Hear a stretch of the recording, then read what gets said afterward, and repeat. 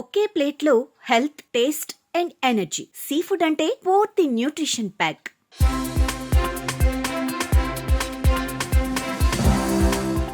FN వీక్లీకి స్వాగతం. ముందుగా ముఖ్యాంశాలు.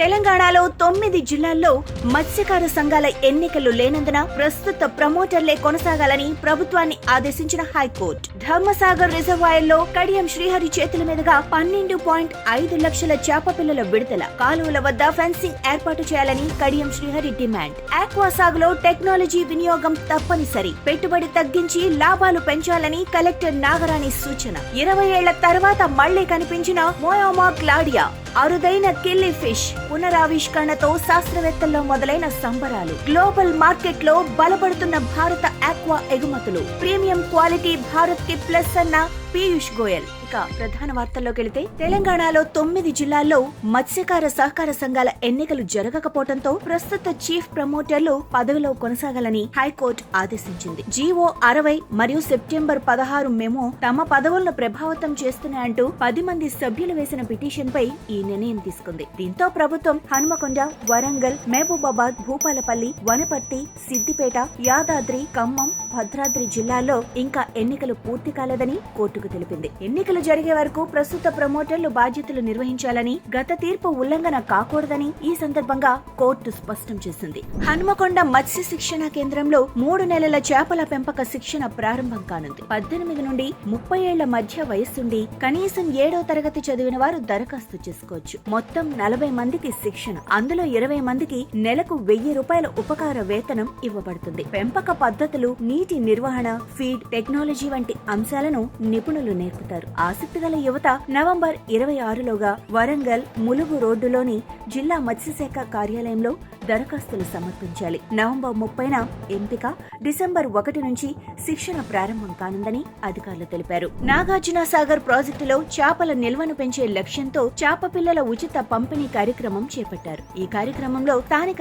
ఎమ్మెల్యే కందూరు జయవీర్ రెడ్డి, ముదిరాజ్ కులస్తులు, పట్టణ ప్రజలు, పార్టీ కార్యకర్తలు, మండల నాయకులతో కలిసి వేలాది చేప పిల్లలను నదిలో విడుదల చేశారు. ఈ చర్యతో ప్రాంతంలోని చెరువులు, నదుల్లో చేపల ఉత్పత్తి మరింత పెరిగి మత్స్యకారుల ఆదాయం బలపడనుందని అధికారులు చెబుతున్నారు. మత్స్య రంగాన్ని అభివృద్ధి చేసి స్థానిక మత్స్యకారులకు మరిన్ని ఉపాధి అవకాశాలు కల్పించే దిశగా ఇటువంటి కార్యక్రమాలు కొనసాగుతాయని ఎమ్మెల్యే జయవీర్ రెడ్డి తెలిపారు. తూర్పు గోదావరి జిల్లా నిడదవోలులోని కోరుమామిడి ది వడ్డీస్ FFPO సొసైటీకి యాజమాన్య ఖర్చుల కోసం ప్రభుత్వం మంజూరు చేసిన 2,54,000 రూపాయల చెక్కును ఎమ్మెల్యే కందుల దుర్గేష్ అందజేశారు. రాష్ట్రంలో FFPOగా సహాయం పొందిన మొదటి సొసైటీ ఇదేనని దుర్గేష్ తెలిపారు. 100 మంది సభ్యులకు పైగా ఉన్న సొసైటీలకు 2 ఏళ్లలో 5 లక్షలు ఉచితంగా ఇవ్వనున్నట్లు తెలిపారు. మత్స్యకారులు NFDCలో నమోదు చేసుకుంటే 50 లక్షల నుంచి 1 కోటి రూపాయల వరకు తక్కువ వడ్డీ రుణాలు పొందే అవకాశం ఉందని తెలిపారు. నెల్లూరు జిల్లాలో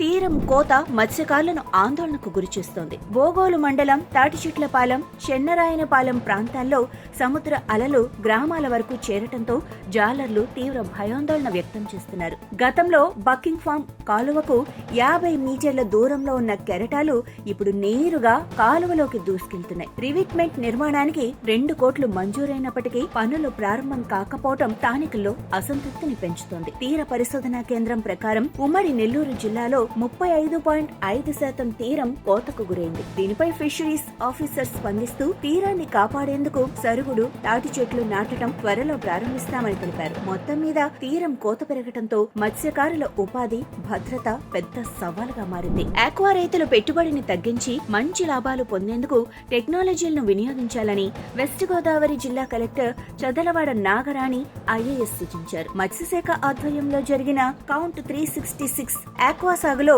IoT టెక్నాలజీ కార్యక్రమంలో ఆమె మాట్లాడుతూ, ఆక్వా రంగంలో ఆధునిక పద్ధతులు ఉపయోగిస్తే దిగుబడి పెరుగుతుందని, ఖర్చులు తగ్గుతాయని తెలిపారు. ఈ సందర్భంగా కౌంట్ 366 కంపెనీ రూపొందించిన స్ట్రీమ్ అనే IoT పరికరాలను చేపలను జిల్లా వ్యాప్తంగా ఎంపిక చేసిన 30 మంది ఆక్వా రైతులకు ఉచితంగా అందజేశారు. ఈ పరికరాన్ని మొబైల్ ఫోన్ కు కనెక్ట్ చేస్తే DO, pH, టెంపరేచర్ వంటి ముఖ్యమైన నీటి ప్రమాణాలను పరిశీలించే వీలుంటుందని, సమస్యలను ముందే గుర్తించి తక్షణ చర్యలు తీసుకోవచ్చని అన్నారు. జిల్లాలో 1.30 లక్షల ఎకరాల్లో ఆక్వా సాగు జరుగుతోందని, ఈ కొత్త టెక్నాలజీ రైతుల ఆదాయాన్ని పెంచడానికి కీలకమని అధికారులు తెలిపారు. స్టేషన్ గన్పూర్ నియోజకవర్గంలోని ధర్మసాగర్ రిజర్వాయర్లో చేప పిల్లల విడుదల కార్యక్రమాన్ని మాజీ ఉప ముఖ్యమంత్రి ఎమ్మెల్యే కడియం శ్రీహరి ప్రారంభించారు. పెద్దమ్మ తల్లి ఆలయంలో ప్రత్యేక పూజల అనంతరం మొత్తం 12,50,000 చేప పిల్లలు రిజర్వాయర్లో విడుదల చేశారు. ఈ సందర్భంగా కడియం శ్రీహరి మాట్లాడుతూ ధర్మసాగర్ కు చుట్టూ ఉన్న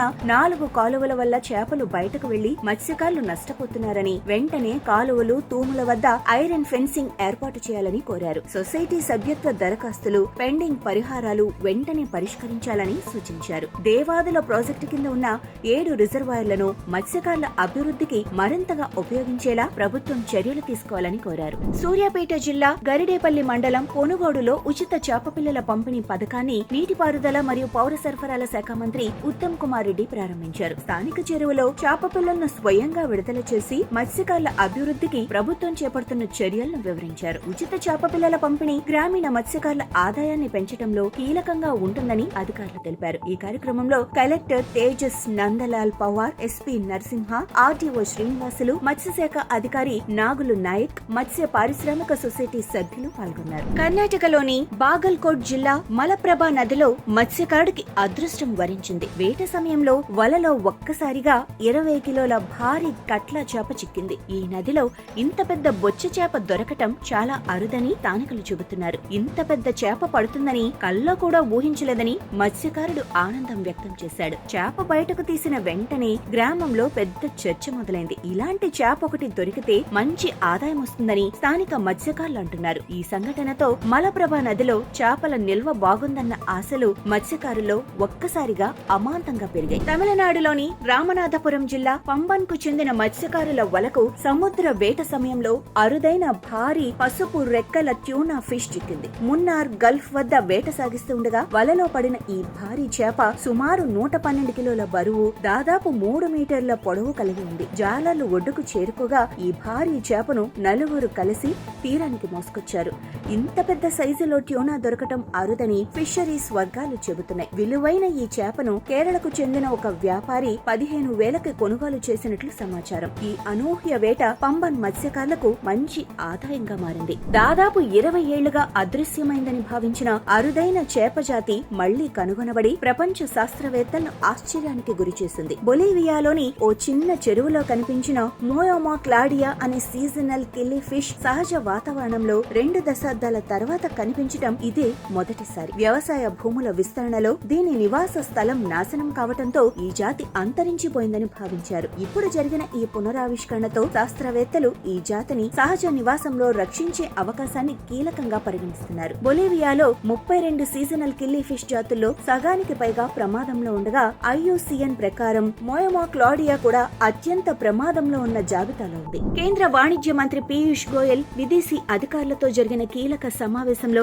భారత ఫిషరీస్ రంగం గ్లోబల్ మార్కెట్లో వేగంగా బలపడుతోందని వెల్లడించారు. అమెరికా టారిఫ్ల ప్రభావం ఉన్నప్పటికీ భారత సముద్ర ఆహార ఎగుమతులు తగ్గకుండా యూరోపియన్ యూనియన్, రష్యా, ఆస్ట్రేలియా వంటి కొత్త మార్కెట్లలో డిమాండ్ పెరుగుతోందని మంత్రి తెలిపారు. రొయ్యలు, ట్యూనా, వాల్యూ యాడెడ్ ప్రొడక్ట్స్ వంటి విభాగాల్లో భారతదేశం ప్రీమియం క్వాలిటీని కొనసాగిస్తోందని, ఆక్వాకల్చర్, ట్రేసబిలిటీ, ఫుడ్ సేఫ్టీ ప్రమాణాలు భారత్ కి పెద్ద ప్లస్ అని గోయల్ హైలైట్ చేశారు. రైతులకు మెరుగైన ధరలు, దేశానికి ఎక్కువ విదేశీ మారక ద్రవ్యం వచ్చేలా చర్యలు తీసుకుంటున్నామని ఆయన స్పష్టం చేశారు. మొత్తం మీద భారత మత్స్యరంగం ఇప్పుడు మరింత శక్తివంతమైన దశలోకి ప్రవేశిస్తోందని పీయూష్ గోయల్ ప్రకటించారు. ఒడిశాలోని అష్టరంగా ప్రాంతంలోని దేవీ నదిలో చేపల వేట జరుగుతుండగా మత్స్యకారుల వలకు భారీ స్టింగ్ రే చేప చిక్కింది. దీని బరువు సుమారు 300 కిలోలు ఉండటంతో తీరానికి తీసుకొచ్చిన వెంటనే భారీ జనసంద్రం అక్కడకు చేరింది. సాధారణంగా ఇంత భారీ సైజులో స్ట్రింగ్ రే దొరకటం చాలా అరుదని ఫిషరీస్ అధికారులు చెబుతున్నారు. ప్రత్యేక విలువ కలిగిన ఈ చేపను స్థానిక మార్కెట్లో